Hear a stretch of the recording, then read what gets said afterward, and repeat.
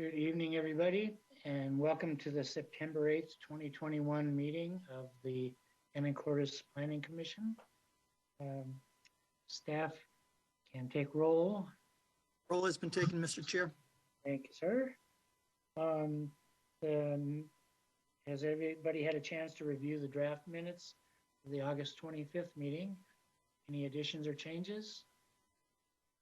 No comments being taken. We will accept them as written.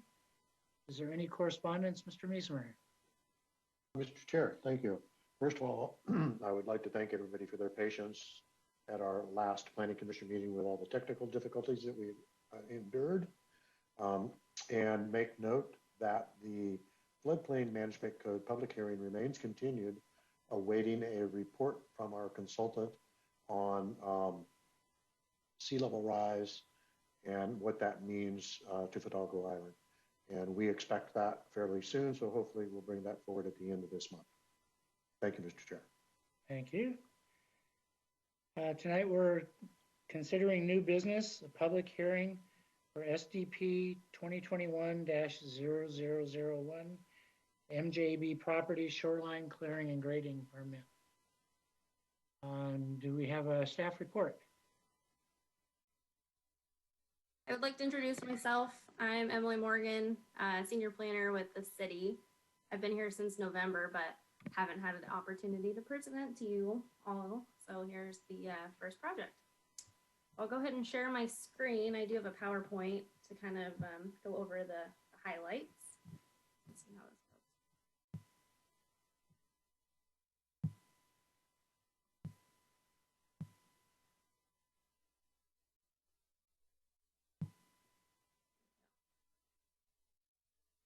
All right, are we all able to see? Okay. Not yet, Emily. Bear with me. Use Teams a lot more than Zoom, so. Yeah.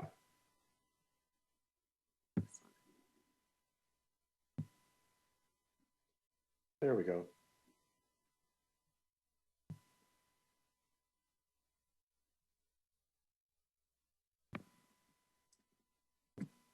Okay, so the project before you, as stated, is for the MJB Properties development that will be taking place on the 28-acre parcel along the water here. So this portion is phase 2. Phase 1 was approved in June for the upland portion of the clearing and grading to get the site prepared for the roads and utilities. So this portion is strictly just for the continued clearing and grading. Something to just reiterate with this project, no formal buildings or anything have been submitted yet. There will be no in-water work for this project. It's strictly just prepping the site for development. So a little project history, this type of development being the size of it, the parcel as well as the value. It was required to do a pre-application meeting as well as a neighborhood meeting, which were completed at the beginning of this year as well as the end of last year. In February, the application for the shoreline permit was submitted, but it was put on hold until we completed the upland clearing and grading review. In the beginning of June, we issued the SEPA mitigated determination of non-significance. This determination was made for both phases 1 and 2, just to capture it all rather than going through the SEPA process again. June 8th, this portion for the shoreline was deemed complete and went out for noticing on the 16th with the notice of the adoption of the existing SEPA document, with the comment period ending July 16th, and the notice of hearing was published on the 18th of August. During the comment period, I believe we only received 2 comments, so that was kind of good for this, just based on the sheer size. We have been getting a lot of interest in what is going to be there, but currently it's just moving dirt around. So to kind of reiterate, this is the rough site grading for phase 2, which would include 150,000 cubic yards of fill and over 400 cubic yards of cut. I'm sure a lot of you, as you've driven by, have seen lots of dirt moving around out there. So it's an exciting big project. But with this portion, it proposes the construction activities to include installing the erosion control, the best management practices, clearing the existing land cover. There are a couple concrete pads that are going to be removed, the placement of that permanent soil stabilization, and all proposed work is to occur landward of the ordinary high and will be no closer than 10 feet to the water. This project does have 3 different identified critical areas, all of which can be further reviewed within the staff report and have been addressed as such. The first one being the geologically hazardous area. The geo hazard is for tsunami as well as modified shoreline soils, just meaning that as time has taken place, the ground has been changed from its native shoreline state. With application, a geological site assessment addressing both of these were submitted. And as part of the staff recommendations for this project, we are asking that all development conform strictly with the recommendations of that assessment.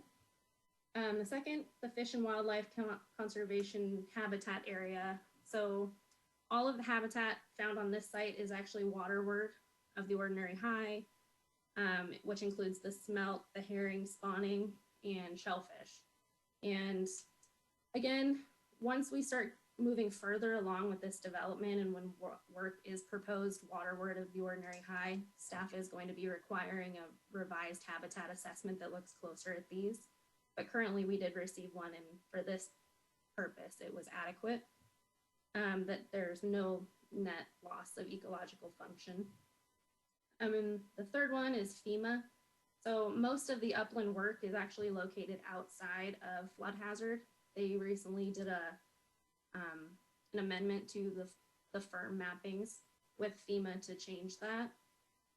The small portion that will be taking place within that flood zone, it has been conditioned accordingly, and there are rules in place for that.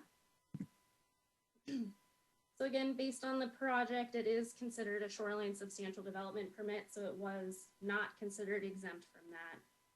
And the project is taking place entirely within the urban shoreline environment designation, which does allow for upland fill, permitted outright with this SDP.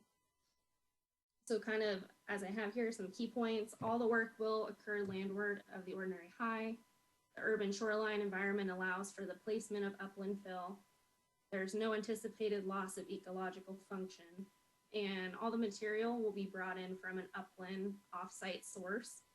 None of the material will be taken from site. So we won't be doing beach excavation or anything like that. The plans, as I'm sure you saw in your packet, are quite large. So I just kind of broke it down into the 3 areas. We have the 3 quadrants, and you can see at the bottom right, this is area 1. The shoreline jurisdiction starts here, so everything will be occurring waterward of that. There will be silt fencing placed along the water line. Additionally, as we move further in the slides here, there will be an interception swale put in place to ensure that there won't be any infiltration into the water source. Yeah, so it'll prevent the sediment from interfering with the water, which will be positive. So I won't go through and read all the recommended conditions of approval. You should have them. And the biggest ones are, they will have to comply with the Shoreline Master Program for the placement of the fill. And we will be checking in on that as we go through the inspection sites portions. So based on that, staff is recommending approval. The Planning Commission recommends approval to the City Council for this project, subject to the recommended conditions of approval. Are there any questions for me prior to getting into the deliberation and the hearing portion? Emily, can you hear me? I can. So when you take a look at those conditions, is there a process where you rate the degree of difficulty complying with them? In other words, is there anything there, based on what you guys know now, that there's a high, let me put it this way. Would you suggest that there's a high likelihood that those conditions will be easily met based on what you know now? I believe so. Majority of these conditions were pulled strict, right from the mitigated determination of non-significance, so there is a lot of overlap. And a lot of those conditions have already been implemented with phase one of this project.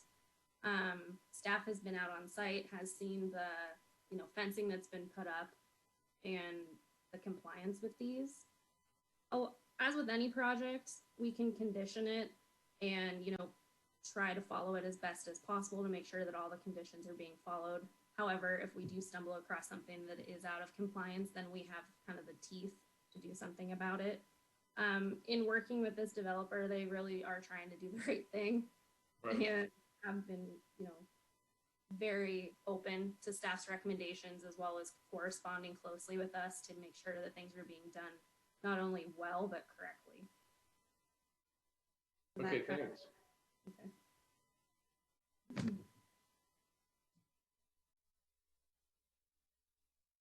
Can you hear me? Yes, hi Linda. Thank you. So I see that there was a public comment received July 16th, 2021. Have any of her comments been incorporated into the recommendations? Yes.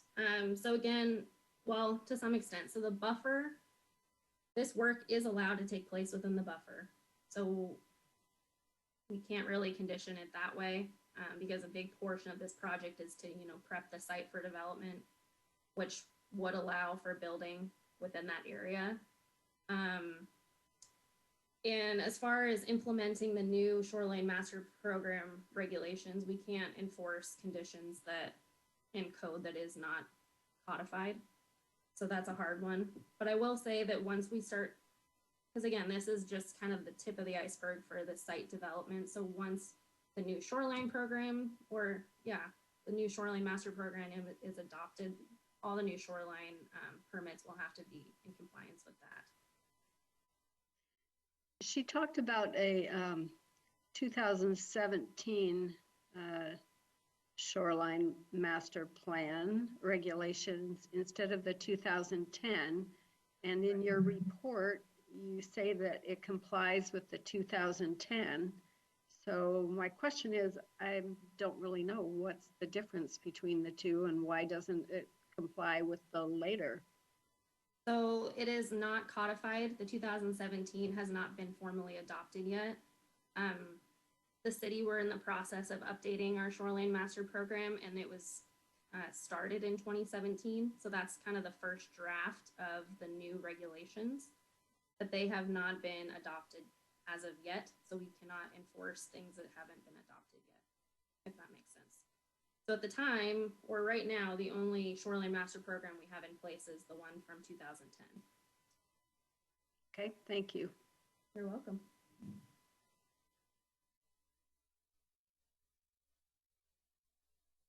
I have a question. It may not be related to the site development per se, but like what all is allowed for marine mixed use? Because my concern is that this is like kind of close to the shoreline and close to aquifer recharge of, there are some businesses like dry cleaners that are not very environmentally friendly. Does the marine mixed use account for that? Or is that something that we might want to consider later? If you want to table it and talk about it later, but that when I was reading through all the documents, that kind of came to my mind because I worked in the past with areas that were close to aquifer recharge areas, and they made their zoning such as not to allow businesses that are a little bit more environmentally unfriendly, like a dry cleaner. Sure. So part of this, as alluded to, it is going to be a multi-phase, very large development. Majority of it will be, residential. I know there's proposed conceptually senior living, condos, retail, residential area, but any project or business that gets brought in does have to meet the current codes. So even if they build a bunch of shells for retail spaces, each one of those tenants would have to come through the city and do their tenant improvements and apply for their business license and make sure that their business is compliant with what is allowed in the marine mixed use zoning. Hi, it's Gary. Question, is there an estimate of the number of truckloads that will be accessing city streets to the site on a daily basis? I don't believe that I have that number in front of me. I do know that as part of it, they did have to provide, that number has been provided, I just don't have it in front of me, so I Okay. apologize.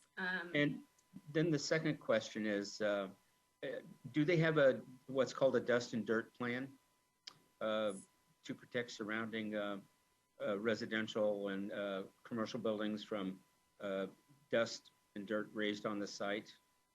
Yes, so the city's public works department, as well as planning building, as part of the mitigated determination of non-significant conditions, they did have to have a dirt truck essentially, and they have to keep the roadway free from debris. I know that has been somewhat of a problem, but again, the developers have been really receptive to the city's request to make sure that that's being taken care of.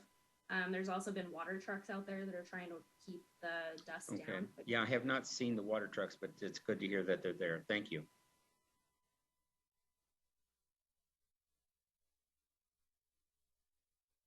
Oh, one last question from me, if possible. I forgot to reference the page number, but anyway, the firm map is referenced again, the floodplain insurance rate map. Is that a city-generated map? The ones I'm used to seeing are either FEMA or Ecology. But is this one a city-generated, or are we using the map generated by other agencies? So for FEMA, I took that directly off of their website. So I generated the firm from FEMA's mapping system. And because this is referenced in our documents, has the council adopted this as an official map? That specific panel, or just FEMA firm? The normal firm map itself. That covers I believe so.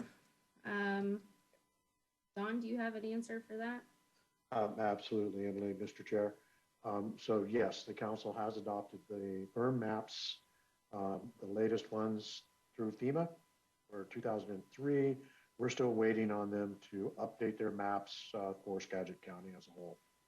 But Thank you very much. Adopted. Thank you. That's really good to know. Yeah, because I do know from my own experience in digging into the FEMA maps, it was kind of a challenge to even find their LOMA, to have that show up on the firm panels, but it is there, and we did receive a copy of it as well, directly from FEMA. Thank you. Linda was speaking earlier, but you were muted, so I didn't hear what you had to say. The raise hand logo, so that helps. I have a question about fill, because there's going to be so much of it, and I think I read somewhere up to 10 feet high of fill. And in the geotech report, it lists a couple of kinds of fill that are okay, but one of them says it's called select borrow. Is that sand?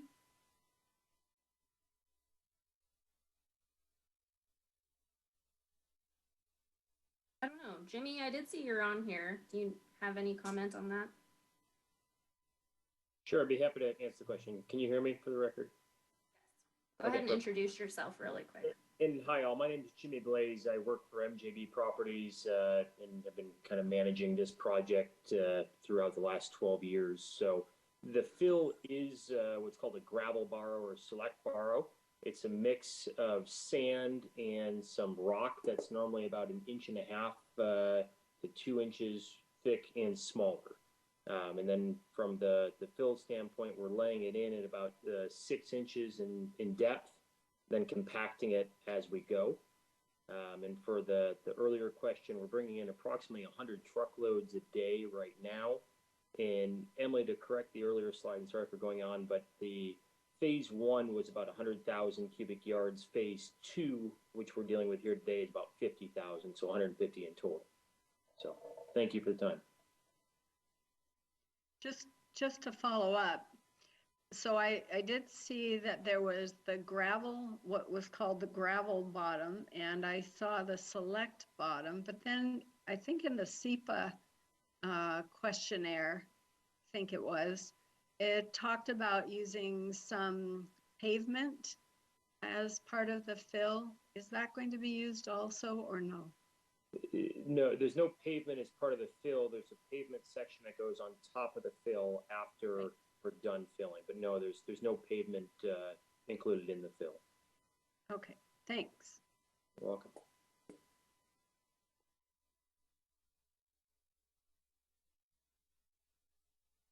Do we have any more questions from the commissioners?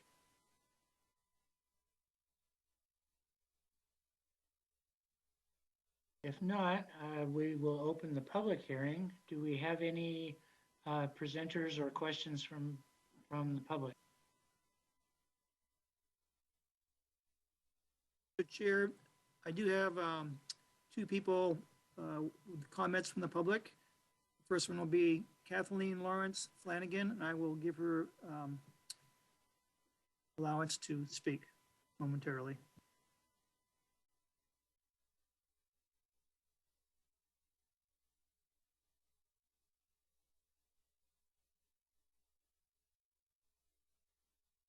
Kathleen, you should be able to talk now. Okay, thank you. Thanks for the opportunity to speak. You know, with 350 plus pages of attachments to read about phase 2, it took me a while to figure out that multiple permits are needed for multiple phases. I mean, maybe I should have known that, but when the JARPA application asks questions such as about the number of residences and whether views would be affected or were piers planned, and the answers were all answered negatively, it became clear to me that these early permits are, well, that there are many permits for each level. And really these early permits then become the building blocks for the rest of them. All those things are planned for the future, but they are not part of this permit. But this permit will affect the next and is likely affected by the last, and so on down the line. So it just seems imperative to me that these beginning permits be as strong as possible. And so to that end, I just asked that the setback of 25 feet, as cited in table 5.2 of the Anacortes SMP, for the urban shoreline designation be upheld, not the 10-foot setback as referenced repeatedly in the application. It's an opportunity to support the regulations as written. It has a possibility of enhancing the shoreline, and I just think also it can be a broader vision for the future environment. Fidalgo Bay is one of the most prolific spawning grounds for surf smelt in all of the Salish Sea, and it needs all the protection it can get. And I really believe that this project is so big that it has to have some impact on the Salish Sea in the bigger picture. So then I just have one more comment, and that is about one of the questions on the JARPA, which says, or which asks, will this project be designed to meet the Department of Ecology's most current stormwater manual? And I was surprised to see that the answer was no. And what they said was that the 2014 stormwater manual for Western Washington would be used, even though there's a 2019 version available. And so I just ask if that's appropriate or not. And that's it. Thank you. Appreciate the time. Kathleen, excuse me, can you mention your address, please? Oh, sure. 2005 10th Street, Anacortes. Thank you. Sure.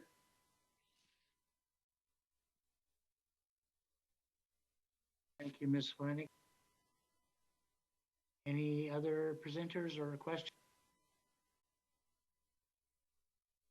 Yes. The next one will be Sarah Houlihan.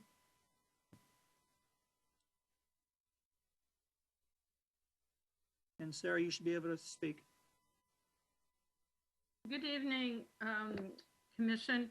Thank you for this opportunity. And I want to thank city staff for all their good work on this. This is a really complicated project. And I also thank the developers for really having the best intention to take this project and be a big benefit to the city. So I did submit comments regarding the putting the fill in the buffer. And tonight, Emily mentioned that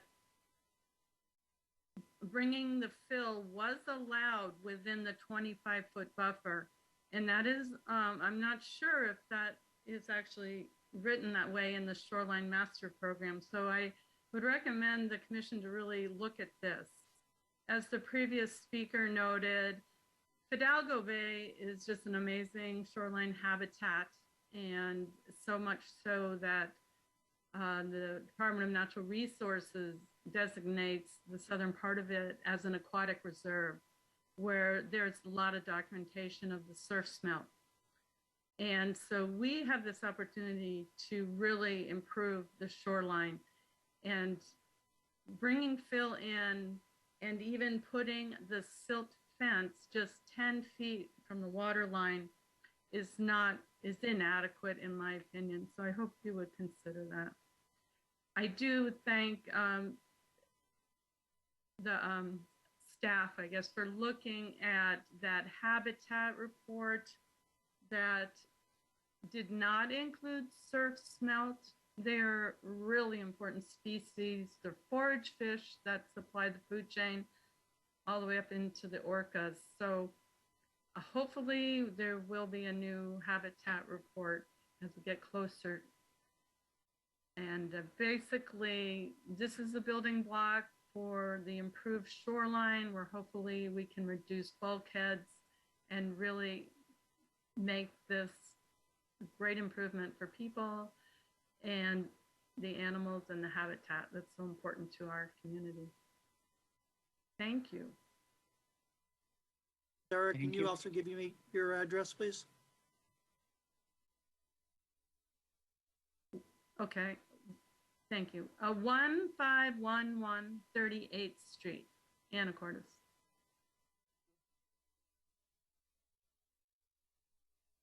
Thank you, Ms. Houlihan. If there are no other presenters, There is one more. go ahead. Chair. Present will be Catherine Hoek. And Catherine, can you also give your address before speaking?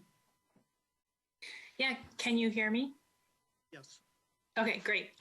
My name is Catherine Hauk, but that's really good attempt. My address is 2318 20th Street here in Anacortes. And I guess I'm echoing what other people have already said, but I think it's really important to look at the big picture. And the big picture is this is just one phase of a multi-phase project. And it's within the shoreline management zone of 200 feet from the ordinary high water mark. So the first thing that I think is really imperative is we're basing everything off of that ordinary high water mark. And that's a jurisdictional line that I think would be great for all the Planning Commission members and for members of different interested entities in protecting the Sailor Sea and especially Fidalgo Bay, to all agree, and city council members too, and could be planning staff, but all, and Department of Ecology could bring in Eric Stockdale, who has a manual on how to determine ordinary high water mark, and he's from Department of Ecology, but agree on that one point on the land, which is called the ordinary high water mark. And then you're drawing your buffers and your setbacks from that one line. But I think it seems to me that I haven't, and maybe I'm off in this, but I haven't seen the blessing of that line and of that mark on the map. And I think that is really important. And the reason why I say it's so important is that really is an arbitrary line, because the processes that shape and influence a beach and a bay and the organisms that live and thrive in that bay go beyond that line. Beaches form during big events. That's what sets up ecological processes that create the habitat that you see now. And they don't happen on a daily basis. They're big events. And processes happen over time. It's not one point in time. So by putting that ordinary high water mark there, that's one point in time, and kind of saying, okay, we're going to go with this point. The reason why you have a buffer beyond that line is to allow some ecological process to happen. And the larger the buffer, the more processes you're going to have happen. And so I'm going on about this because I think this is a really important foundational piece that's going to affect everything that happens from this point forward on this project. And if you don't get agreement from ecologically educated or oriented people and agency people on that marking, then it's going to be more convoluted. So that's one thing. The other thing is I don't understand how Emily is, and she could walk me through it, how in the shoreline management program that you're allowed to fill within the buffer. Because if you put 10 feet of fill or however many feet of fill in that buffer, you've essentially taken that buffer away. And if you're using it by saying that the justification for it is because you're having no net loss of ecological function and that you're not affecting ecological processes, that's not true. And you may speak with Jim Johansson or whomever is doing some of the work here, that you will have an effect on those ecological processes by going into that buffer with fill or with other structures.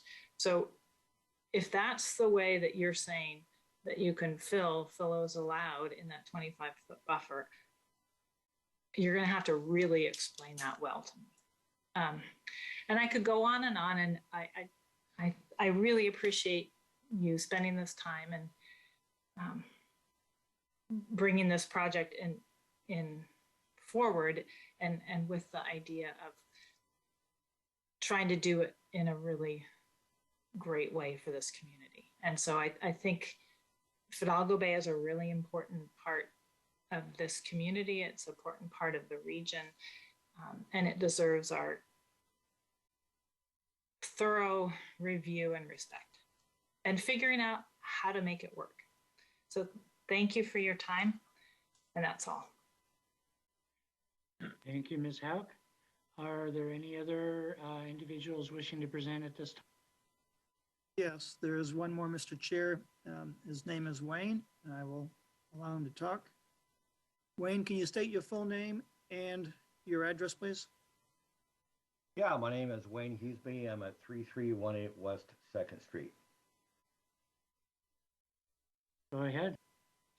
Yeah, I really want to echo pretty much what else has been said, but that issue about the 25-foot buffer, I think, is a really important one. And I recall reading in the habitat assessment, I think it was done by K something engineers. I can't remember exactly who did it, But one of the things they cautioned in there was being really careful about following best management practices to not allow sediments and things to overflow and get in because it'll go right into the shoreline. And what I see, if you deviate from that 25-foot buffer, you're essentially lowering the margin for error. That's what you're doing. So my recommendation, because we don't know exactly these, storms and things like that come in, what's going to happen. But if you get a lot of sediment that would flow into that zone, that area of the shoreline, that habitat for forage fish would be irreparably destroyed. So I would recommend that we stick with the 25-foot buffer. The other thing I wanted to make a comment on was just more of a technical thing. It was mentioned in the habitat assessment, but I heard a comment by a staff person that said there were no species in the upland area, and that's not true. There's an osprey that's lived there for some time. So I know it's been recognized, it was identified, but when the statement was made that there wasn't anything there, that's actually not true. So I also want to make the comment that I appreciate the work that staff and city has done, and also my personal experience and my group's experience with MGB Properties has been a very good one. They've been very cooperative and responsive, so we all appreciate that. So that's it. Thank you, sir. Any other presenter? Chair, there are no other people with their hands raised. With that, we will close the public hearing portion of the meeting and proceed to deliberation. Several of the presenters have raised a couple of questions. Would a representative of the project like to respond to any of that? Yes, I would, Chair, and thank you for the opportunity. And again, my name's Jimmy Blaze. I don't know if address is still needed there, but so regarding the actual steps here, and the other presenters are correct, where this is the building block for multiple phases of additional work here. And the importance of going out and actually filling to that 10-foot buffer in order to establish a building block for that future trail system, for shoreline enhancement features that are coming in future phases is imperative at this time. So you're not going back there and redisturbing again and again in the future here. Our consultants, being KPFF Consulting in Seattle and also Coastal Geologic Services, have spent years reviewing this site, reviewing the ecological functions in water and out. The in-water portions are coming in future phases here, and we've spent a particular amount of time on that. Hence the reason it's not in as of yet, is we continue to try to refine and take public comment from many of those that have spoke tonight and incorporate that into our plans. And the recommendations made by the actual professionals in this field are that the 10-foot buffer and the best management practices that we're going to put in place are more than satisfactory for meeting the city shoreline substantial development permit goals and the shoreline substantial code. So would request that the Planning Commission follow the recommendations of staff, follow recommendations of the consultants and professionals that have worked on this project for years, and move the project forward as recommended. So thank you for the time. Thank you. Do any planning commissioners have questions or clarifications to be made?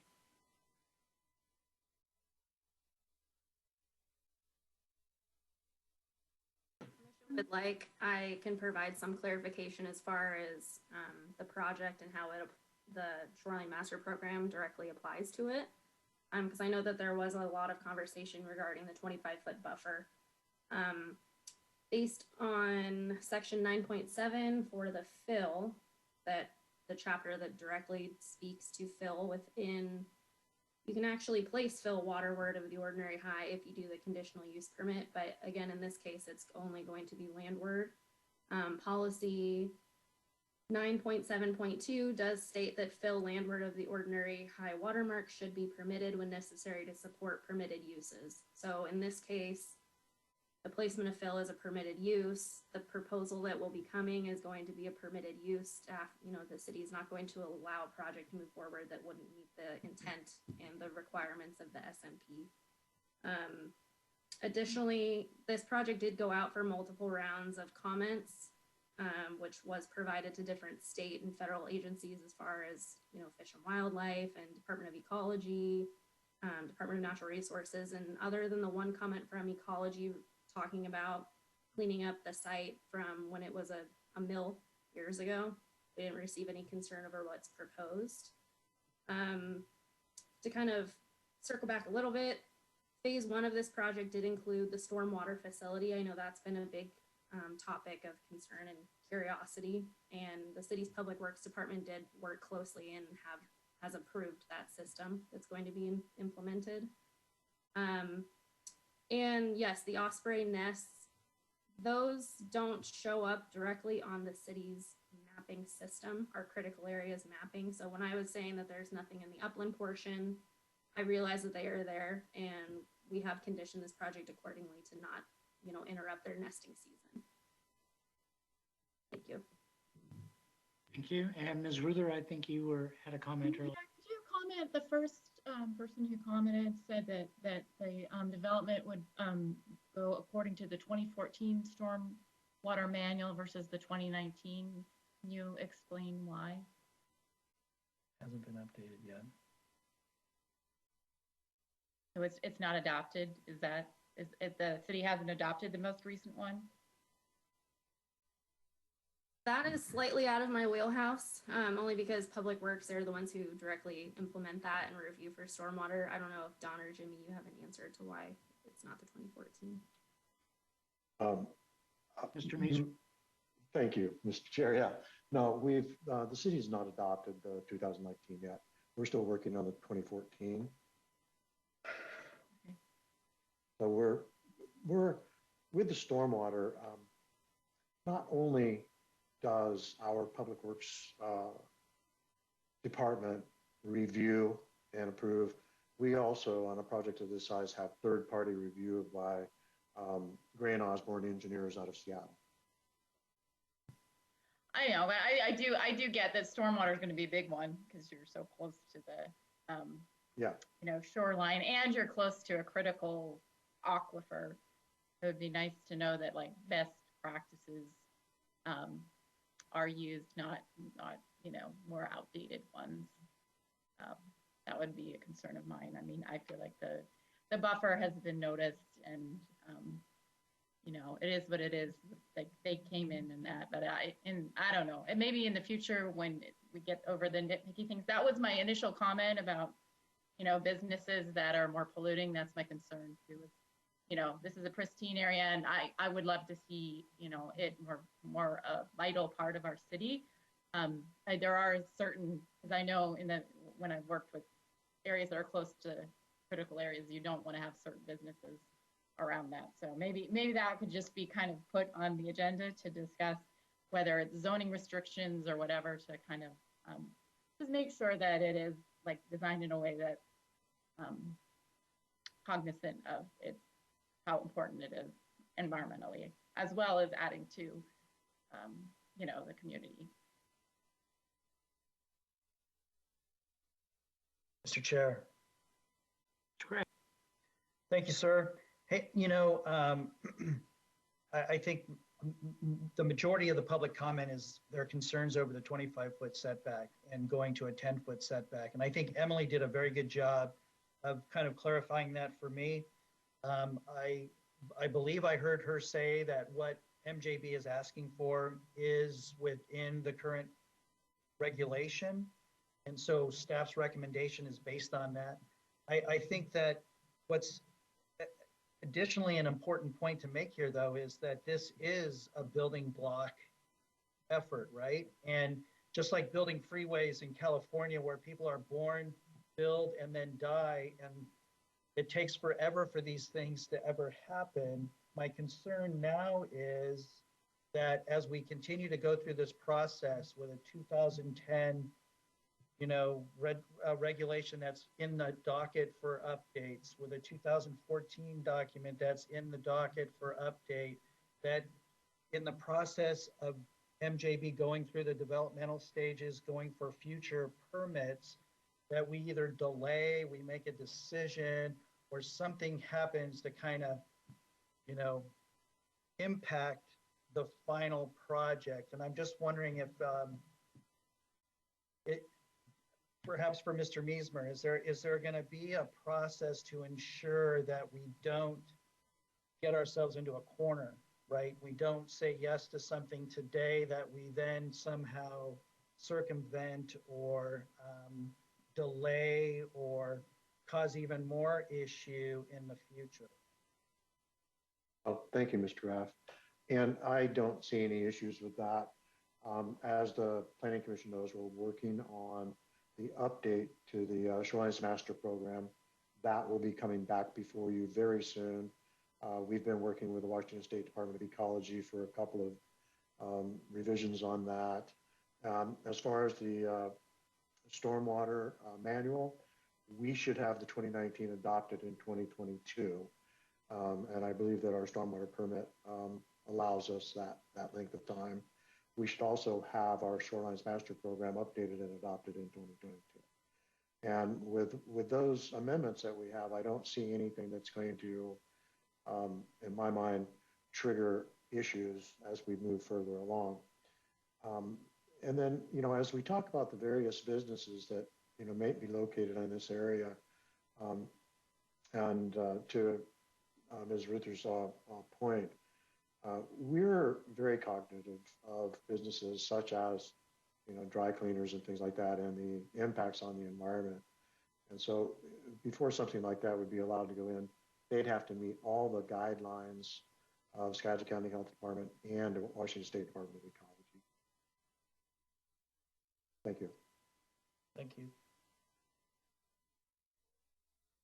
To kind of piggyback off of what Don had said as well, because of the, scope of this project and how it will be a multi-phase development, stormwater in critical areas, they typically do not vest with a project. So depending on what phase of the review we're at, they may be required to, upgrade things.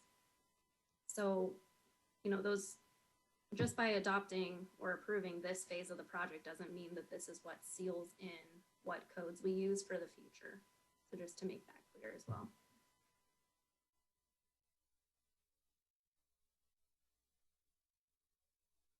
Mr. Chair, I didn't hear an answer on the high water mark discussion that the first caller raised.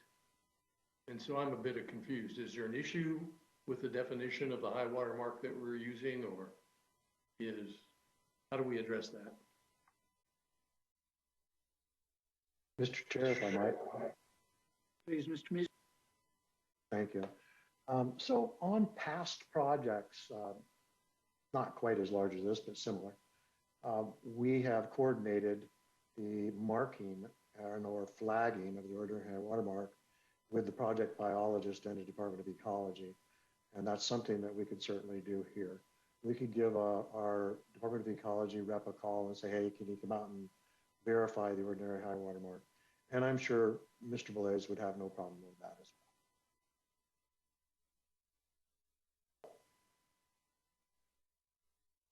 I think that's kind of like crossing T's and dotting your I's and everything. It may not be a bad thing to do if it doesn't impact MJB. Absolutely. Emily, do you see a place in our current conditions where we could just add that maybe? I will double check and make sure that it's not ultimately captured within here. Okay. But if not, that could always be a condition that the Planning Commission can recommend. Within your packet, you should have your draft motion, and there's a spot where you can fill in additional recommendations. So that could be one we put in there. So I guess I presumed that the ordinary high water mark had been mapped and was used as a reference here. And if that's the case, is there any, what you're talking about is just verifying that the map is correct? Is that what I'm Yeah. For the most part, Mr. Chair, yes. And ideally, for those of us who would be going out into the field to inspect, we would want to see some flags or markers to verify where that is. So I did find under the recommendations, condition of approval number 5 and 5.1. We do ask that throughout the duration of construction activities, 10 feet from ordinary high shall be fenced with a highly visible and durable protective barrier. Although this isn't specifically having someone come out and check it, it does kind of put the liability back on the property owner and the applicant that if they have flagged it incorrectly, then that can be problematic. But we can always add a little verbiage in there to include that inspection. And Mr. Chair, if I may. So, Jimmy Blaze with NJB again. Order Coastal Geologic Services did come out and flag and mark this ordinary high water mark specifically for this project. It was quite the process by them, and we're happy to provide that information and survey, and if need be, have secondary review by ecology for that. Thank you. Ms. Martin, I see a hand. Yes, Mr. Chair, thank you. I would appreciate, Mr. Miesmer, an updated ordinary high water mark verification. Mr. I think his Blaze is correct. I do see that there is an acceptance of an ordinary high water mark, and it was dated 2019. So an updated one, I think, would be in order, would be good. Thank you. If the commissioners wish to make add a condition that requires verification by the Department of Ecology on the current ordinary high water mark, we can do that. Up to the commissioners. Perhaps a show of hands to see the sense of the commission.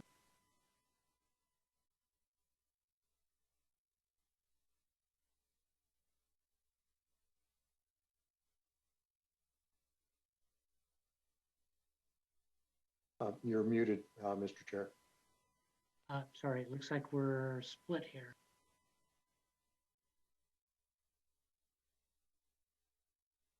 Is there any further discussion at this time? Or does anyone have a proposal to add?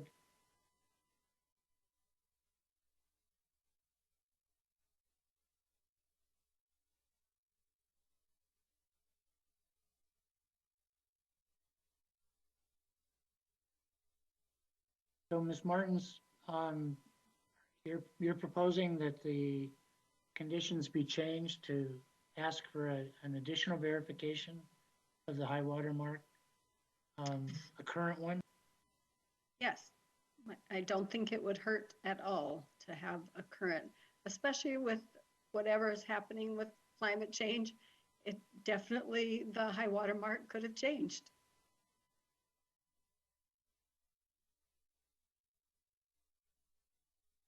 Maybe a compromise would have DOE review it and, have, if they recommend that it is just something that needs to be updated, we could have a kind of a third party, neutral party, make that, with a, professional determination of whether it needs to be done. And if that's the case, then do it. Is that a compromise? I like it. Ms. Morgan, do you think the wording of the conditions would cover that, or do we need to include an additional condition in our motion here? I think to ensure that the consensus has been achieved of, ensuring that the ordinary high is the most accurate it can be, we should add additional condition there. It could be 5.2. Mr. Chair, Mr. Graff.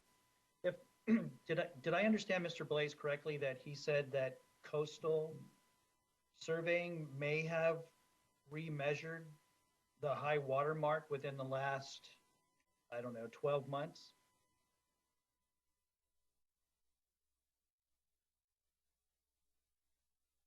And Mr. Chair, to respond to that, it was in 2019, as part of the start of this project, they mapped the ordinary high water mark, correct? Okay, thank you.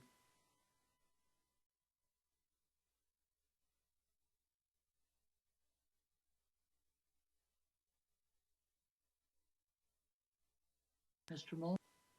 Yeah, so sir, so was that report reviewed then by ecology as well as the city?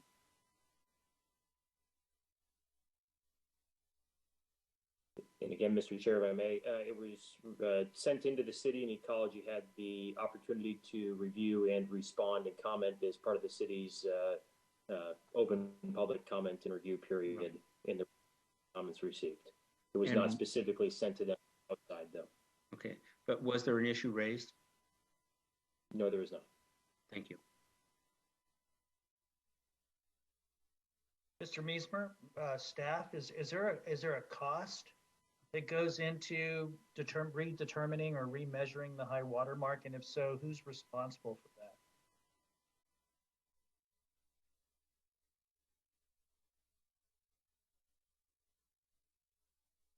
Mr. Meismer, you're muted. Thank you, Mr. Graff. So there would be a cost if the consultant came out to review the ordinary high water mark again. Staff can request the Department of Ecology review the current documentation and visit the site at no cost.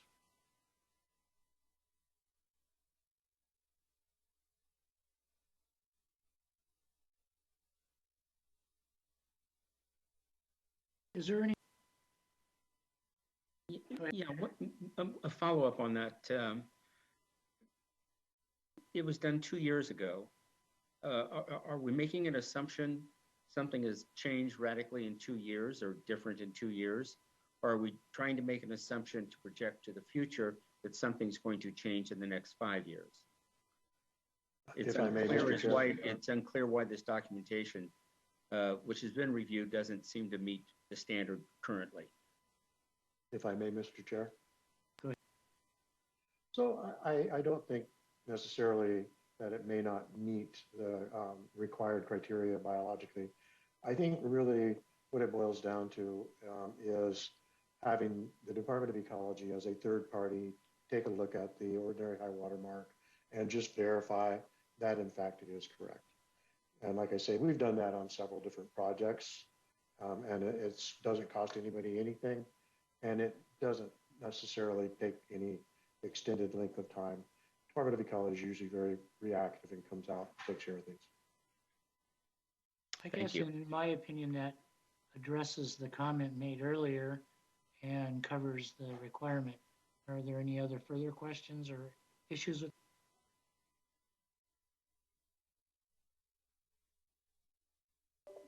And we could, if I may, Mr. Chair, sorry, we could develop a very straightforward condition that the applicant will work with the Washington State Department of Ecology to verify the ordinary high water mark prior to fill taking place in the shoreline area.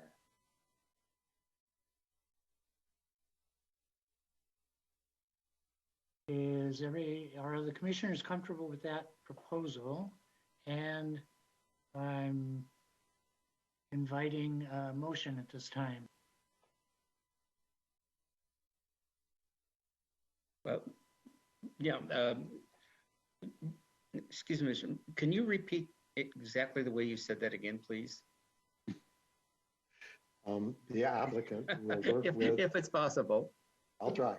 I know that Mr. Eichels has all this, but the applicant will work with the Washington State Department of Ecology to confirm the ordinary high water mark on site. Based upon that comment, I so move that be incorporated into the record. I second the motion. Can we hear votes? Mr. Corbett? Yay. Yay. Mr. Mullen? Yay. Ms. Martin? Yay. Ms. Ruther? Yay. Mr. Graff? Yay. Mr. Juretz? Yay. So motion carries to add the additional condition based on the language proposed by Mr. Meismer. Do we have a motion to recommend the city council approval? I'll make that motion. So we have a motion to recommend to the city council approval of SDP 2021-0001, subject to the staff recommended conditions of approval within the staff report and the additional condition discussed within this meeting. We have I second. shall we vote? Mr. Corr, Yay. Mr. Molyneux, Aye. Ms. Martin, Yes. Ms. Ruther, Yay. Mr. Graff, Aye. Mr. Jaretzky, Aye. and the chair votes aye. Motion carries. Do we have any further business to attend to this evening? No further business this evening, Mr. Chair. Thank you.